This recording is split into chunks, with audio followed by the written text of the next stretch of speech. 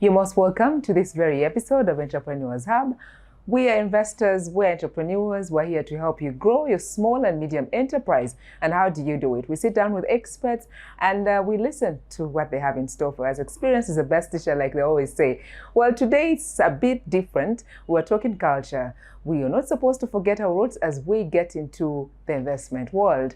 Our guest for the day is Stephen Masiga, spokesperson from Masiga Cultural Institution, is here to give us more on what they have done and what they expect to achieve as far as the institution is concerned, and how you can tap into it. Not only the Masiga, not only the business community, but it is for us all as Ugandans. My name is Sandra Kahonde, and it's a pleasure to spend time with you. My guest for the day, I won't waste much of your time. We have a lot to talk about. Culture works for us, and in everything that we do, it is all about culture, the way we compose ourselves. You're an entrepreneur out there. You don't have to forget the roots. So today on the show, I'm having Masiga Stephen. Our guest for the day is a spokesperson for Masiga Cultural Institution. Let's see what he has in store for us. Keep watching. Make sure you invite all your friends and everybody to catch up and flow with us in this very conversation. Stay tuned as we get into our talk for the day. You're most welcome to the program. Thank you, Madam Sandra. And thank you for paying us a visit at the National Broadcaster. We appreciate. How are your people doing? My people are well. Thank you for the baby. They said you gave birth. I should have come with a coke, but it's okay. It's okay. Next time, yes, I have plans. Since you're into culture, I need to know how I can give birth to twins. Yes, we shall handle that. That's a smaller setting. Yeah. Yes, thank you so much. I'm Stephen Masiga, as you have rightly put it, the spokesperson of the cultural institution of the Masiga. You see, we've been called Masiga, but government, as I said, corrected across the board, including Buganda, Toro, and I say now, cultural institutions should reflect the communities they are in, the tribes. So they recently changed to Bugisu cultural institution, but still we are the Masiga people. I want to also briefly tell our people about our cabinet. I will just, there are many, but I'll say a few of them so that people know the cabinet and the king of the Masiga. The cultural leader of the Masiga people is His Highness Jude Mike Mudoma. As I speak, he has gone to the US for knighting and meeting the Masiga under the Masiga North America and United States chapter.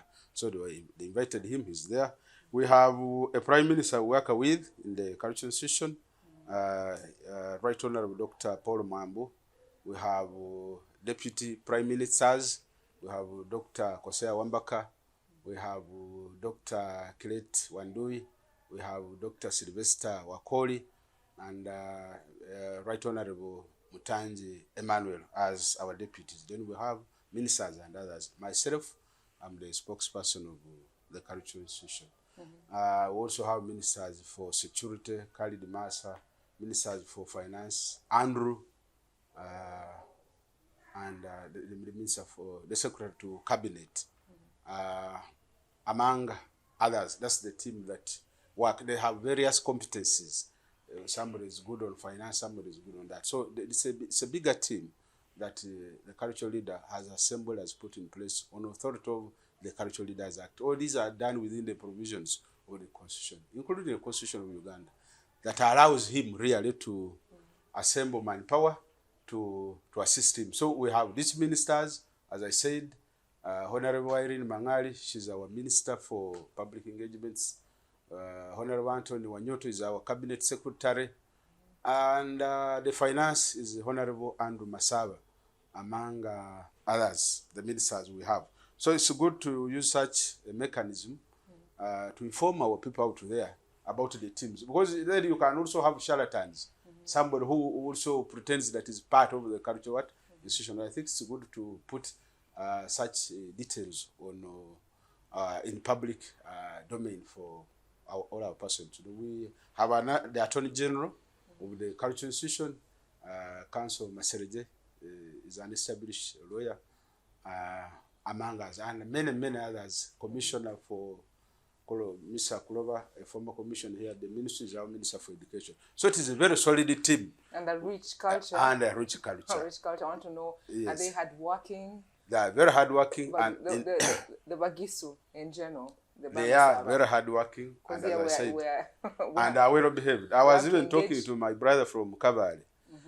When you marry, when you have a lady from Muchiga, when you call a lady and say, perhaps Sandra, Muchiga just responds, Nench, what? But and then the Bama Saba will say, Wanji, perhaps kneeling the way the Baganda, and partly the way Banyura. Banyura, I mean, Batora are also very well behaved, very polite. So we, of course, in our culture, this is a cultural forum. Our Bama Saba children, for us, it is an offense, actual cultural offense, within our community for you to eat chicken. A lady never eats chicken. Up to now. It is a very serious crime if Sandra visited my home. So if I put up an investment and it has to do with the birds, I don't enjoy them. You can't eat. That's culture. Wow. Yes. Because if you visit us, for example, you are a Senga comes, it's just very laughable to say, slaughter the hen, or chase the hen for Senga. So how about the intermarriages that come through? Then I don't even eat. You are not supposed you as meat. Mine is meat. You as meat, but not chicken. And what have you? And then the eggs as well. Eggs you can't eat, because when you eat eggs, you eat chicken, isn't it? So there are many other things that you have a shortcut. Then we also encourage, of course, our people like girls to ensure that they dress decently. They don't whistle. As I said, he's in Kabale. A Muchiga woman will pass around whistling. Okay. To whistle. Which is unacceptable in our culture. So use UBC to definitely take a person for counseling. Yes, we need to use UBC to teach our people on how to behave. Okay. Specifically in Masaba, we say bahana ba Masaba ebafura kumulusita ebakwara tsimbaleta. We even go ahead and say, even when you are easing yourself, you go down.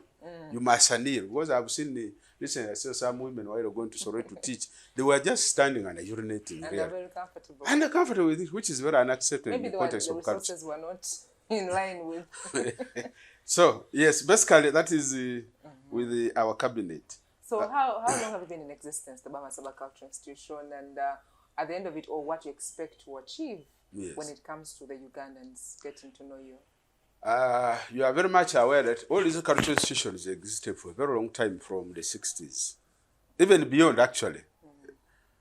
You know, Buganda is very old, hundreds. Yours in Toro is quite very old, among others. But ours begin somewhere around 64, when the government of Uganda, then, and the leadership of President Milton Obote, allowed communities, because it was a political move to counter the influence of traditional institutions. So they allow the communities to elect or to identify persons who will serve as community actors or community custodians, persons who could be custodians of cultural and other norms of their communities. So they identified the person at that time who was called Umuyinga, the equivalent of Omukuka, equivalent of a king. But then in 67, randomly all of kingdoms were abolished. You recall the crisis within 1966 between Buganda and the central government. So all of them were shut. Now, when NRM wanted the power again, in 81, thereabout, 881, it made a pact, for example, with Baganda. We must also credit even Buganda. It made a pact with Baganda and said, should you support us in this cause to liberate the country, we want to put it on record that we shall restore you back into leadership. And as I said yesterday, we must also commend the president for sticking to his word. Politicians make promises, but rarely implement them. So we want to thank our government for fulfilling that promise. So alongside the traditional institutions, government also now opened up and said, even other communities that never hitherto had cultural leaders can have them.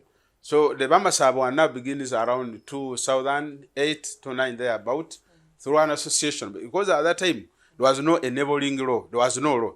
So they created something called the Inzu. Inzu as in a home like a one-stop center for all the Bama Saba people, either from Kenya, either from Uganda, diaspora, as a one-stop center for all Bama Saba.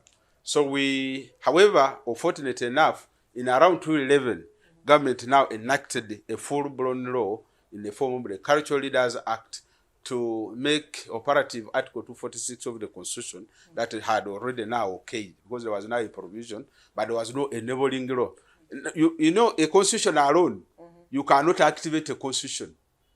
You need another law made by Parliament to activate the provisions of what? Of the So there is the implementation. Yes, yes, because we can't implement a constitution. That's for the president and his ministers. It just stays smart there. Paperwork that is put exactly. somewhere. So they came up with the Cultural Leaders Act to activate Article 246 of the Constitution to ensure that now communities that met certain requirements set by government could have their persons gazetted. So from 210 to 215, we had the first cultural leader of the Mamasaba people, His Highness. You know, our kings, we call them Highness. His Highness Omukuka Emeritus, may his soul rest in peace. He passed on, I think last year or so. Yes. Then he reigned for 215, or reigned for 5 years, up to 15. From 215 up to 220, we had another one. His Highness Emeritus, now the late also, Mushkor Bob, for 5 years. So between 220 to 223, there was a lot of friction around town. Of course, very many people picked interest, and others would do camouflage as cultural leaders. Yet the criteria is gazettement by government. Without gazette, you will be just a charlatan, just a pretender camouflaging around. So for about 3 years, we literally never had the cultural leader. So how did you deal with them, the ones that are camouflaging? We extinguish such chaos using what the law has put in place. Because when you look at Article 246, Clause 1 and 2, it says that once a committee has identified a person as a cultural leader, and such a person is and there's a conflict on who, because there are now many. You use a formula provided by Parliament itself, now seen in Section 16, subsection 1 and 2, that says a group of elders should sit and resolve amongst these ones who of these 2, 3. So that unit is the one that specifically Yes. out. Which of these 3 they arbitrate, actually it's a mediation. Because at the end of the day, it has to be harmonious. Yes, definitely. Development in the Exactly. region. So they harmonize, they sit, they hear from you, they will hear from Alex, they hear from another, to ensure that, to ascertain who of them is more genuine, who of them was properly identified. And the law is very, very careful. They never say elect. You don't elect a cultural leader.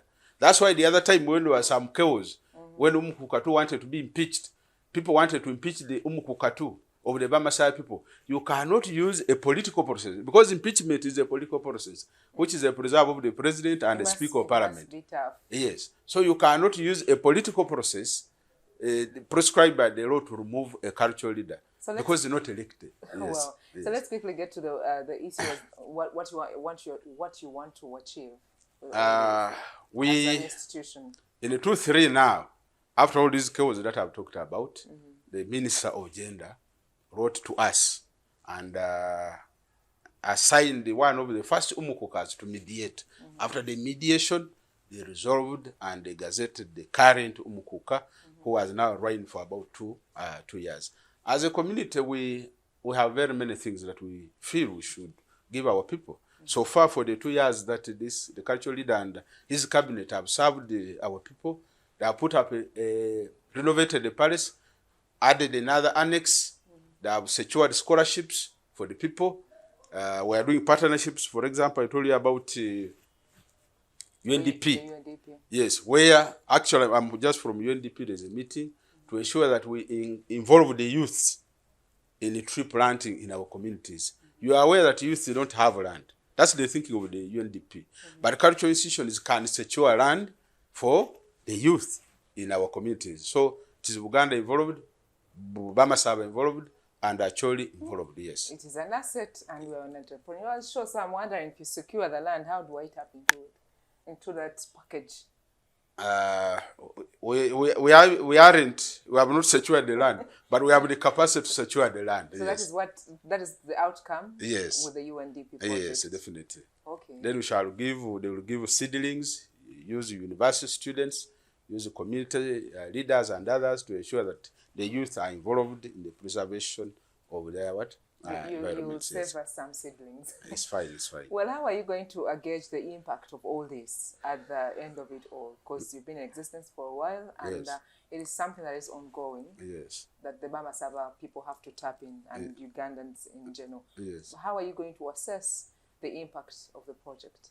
Like this tree planting, because they are saying these youth are over relaxing into drugs, into what. So it is the thinking of UNDP to use cultural institutions and other government agencies to ensure that the youths from an early stage are taught responsiveness, are involved in the preservation of what? The environments, which role they had really abandoned. So that is the engagement, the MOU we are going to sign with the UNDP. Madam Mase Kadoi and her group.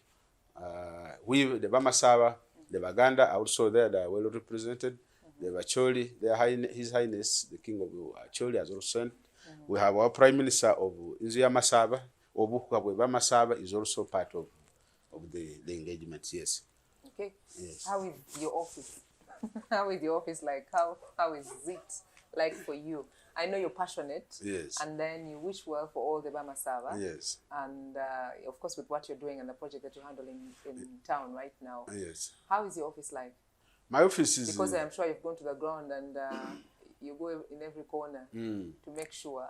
Yeah, we move. You give them the best. We use media to ensure that we amplify. Kings don't speak. Have you ever seen the King of Uganda, His Royal Majesty? Doesn't speak, doesn't laugh. Instead, when he's glad, Yes. that's when he makes an appearance. Yes, when he feels he should. So most of the time, it is the spokesperson, it is the Prime Minister and what have you. So for us, me as the spokesperson or the public relations officer of the institution is to move out. And I'm very happy to also inform Bamasab using the UBC that Alex, Madam Sandra, and my brother Phil from Kanungu Chihihi, they give us audience and management of UBC to ensure that we interact with our people, inform our people. Such a program is very costly, but because UBC gives us free. But I want to thank the management of UBC that when we come here, not even a coin, not even a pound. So we want to appreciate as a cultural institution that UBC values the Bamasaba, and we encourage Bamasaba to continuously watch UBC for all this time. We are happy that even when it is on Go TV, it never goes out. Other stations will go out, but for it, so for us, as a community, cultural community, we want to fully associate with your efforts in serving our people. We thank you. I also want specifically to bring on board some schools. We have schools like Mbale SS and the leadership, Mbale High School and the leadership, Nyondo SS and the leadership, Mlatse SS and the leadership, Buruchek SS and the leadership, and Mbale Deaf School for the Deaf with their leadership. Because we have an engagement with them where we want everybody. These headmasters are all involved. I can even mention them by name. The one on Mbale is Mr. Moses. The one on Mbale High is Mr. Wambalo Stephen. Nyondo, Mr. Wandulu. Mlatse, Mr. Samanya Peter, and Mr. Musingo from Mbale Deaf. Then Mr. Mkwana, Oxley for Bugisu. We are in a partnership. We want them to encourage the students to plant trees. And the cultural leader is moving across all these schools to ensure that these communities have trees. These students are taught from an early stage. Because you can find even someone who is 6 years, has no 2 years, never planted. For us, we want to begin early that a child of 10, 12, 13, 14 years is planting a tree. That can be a source of what? Income, yes. You just joined us, welcome on board. We're talking cultures, entrepreneurs out there, the way we compose and the way we do our work. We're supposed to remember our roots. Now, right about now, I want to get to understand the impact and what so far they have done when it comes to the institution. How have you impacted the Bamasaba and the Ugandans at large? Thank you so much, Madam Sandra, again. We are teaching manners. As I said, we even use this one to teach.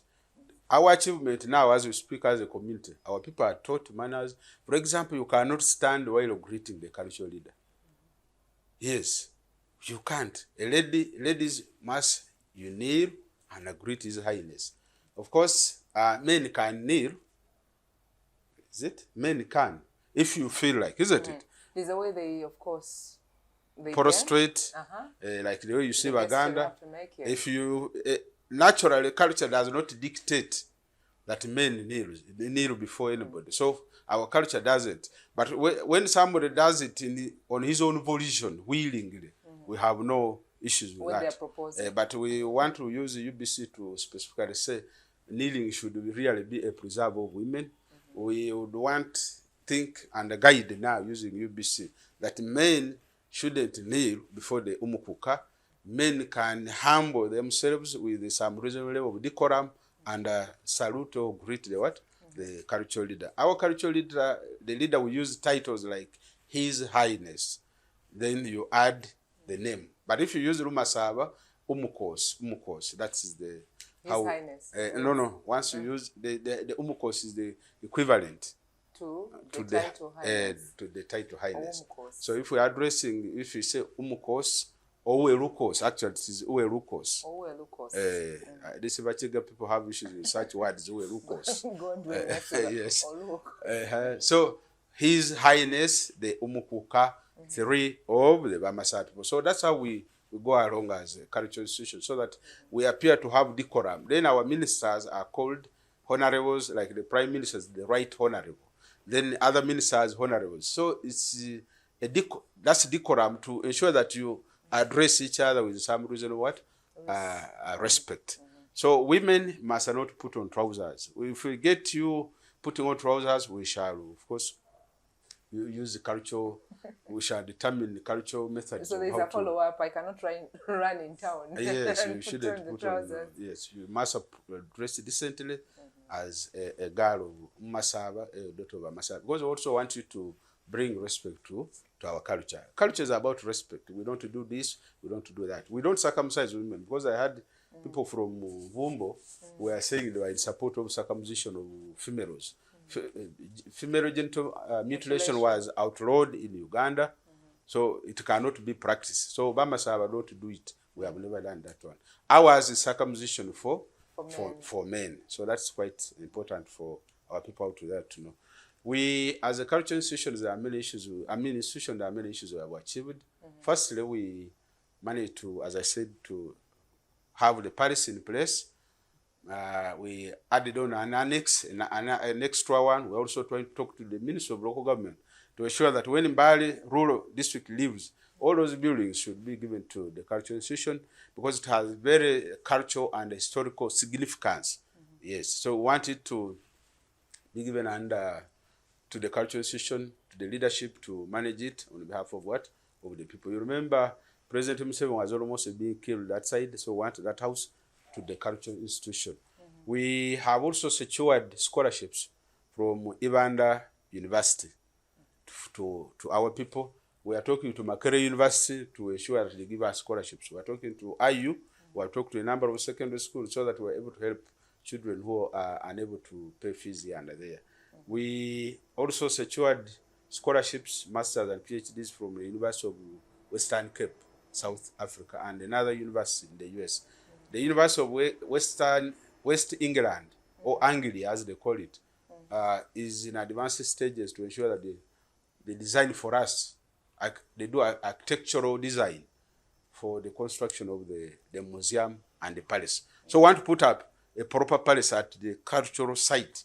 We, of course, use this opportunity to call on Bamasaba to ensure that they mobilize. When we come to them, they should be ready to do mobilization so that we support the construction. Even the government, we appeal to government to be ready.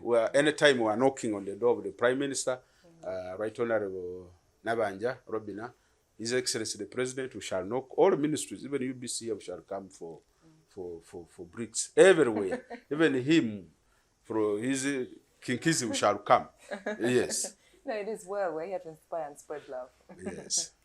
Okay, just getting to know the year. It's just the start of the year. A few months past the year 2025. With such achievements as you line them up, I am sure you still have a lot of projects just away from the UNDP that you explained earlier on. What plans do you have? Plans ahead, moving forward as an institution? As an institution, we have very robust cultural plan to ensure that we mobilize our people, the Bamasa people, utilize all government programs, health, PDM. It is our duty to mobilize. Actually, the essence of gazetting is to ensure that we mobilize the community. It is our duty to mobilize using what? UBC. We specifically also appeal to schools and thank them. Like the one I said in Mbale Says, Mbale High. Some of these schools have also given us cement. This construction I talked about, they made some contributions of cement to support the construction of the palace. Mbale Says, Mbale High, Mbale Def, Nyondo, and Mulatse Says. They did substantial progress in the context of raising resources. Others are Dr. Rubanza. We have Mr. Mutanji, actually, I wouldn't want to forget that one. He gave the cultural institution. He's a minister within the cultural institution. As I told you, our people have capacity. He raised 10 million shillings to help in the construction. We also want to put up a radio station. We also want to put up a TV. So we need money from you people. We shall come here again. Come and find the Bamasaba community. Yes. And teach them culture, one or two things. Yes. Okay, amazing. Well, before we let our guests for the day go, Mr. Masiga Stephen, a spokesperson, something you wouldn't wish to leave out. Yes. Something you'd love to share with the Ugandans. I would want to guide our people that let's put our heads together to serve our community. Culture is about unity. So issues of being belligerent, these people who want to be antagonistic. I've seen chaos in Buganda. I saw chaos in some other cultural institutions. For us, we want to use UBC TV to tell our people that let's unite. Let our king, our cultural leader, be a uniting point. Whenever there are issues, let's ensure that we share them with the cultural leader. I want to thank specifically the cabinet of the cultural institution, headed by the Prime Minister, Dr. Paul Mwambu, and his team, where I also fall, for the work, for the service, especially our ministers like Dr.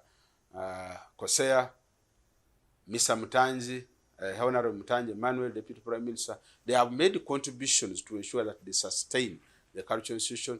They make very significant contributions to many of our programs, including, as I said, the radio stations. So I would want to use this opportunity to wish Bamasaba well and also encourage our people, the Bamasaba people, to make use of the heavy rains and plant sufficient crops as we prepare for circumcision next year, which is about 180 days away from now.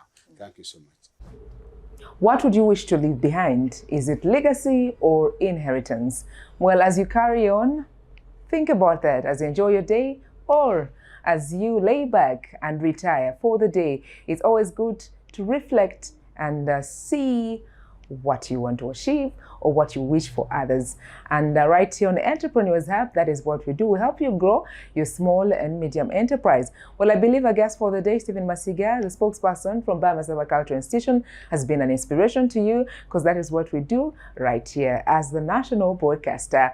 Well, think about inheritance or legacy as you carry on with your work as an entrepreneur, as an investor out there. We're looking forward to spending more time with you next week, same time, same place. My name is Sandra Kahunde. For now, God bless you.